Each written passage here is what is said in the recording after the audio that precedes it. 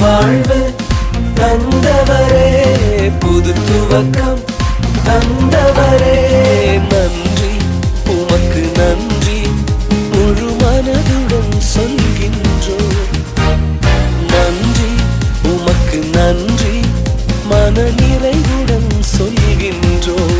சொல்லுங்க, நன்றி. நன்றி உமக்கு நன்றி முழு மனதுடன் சொல்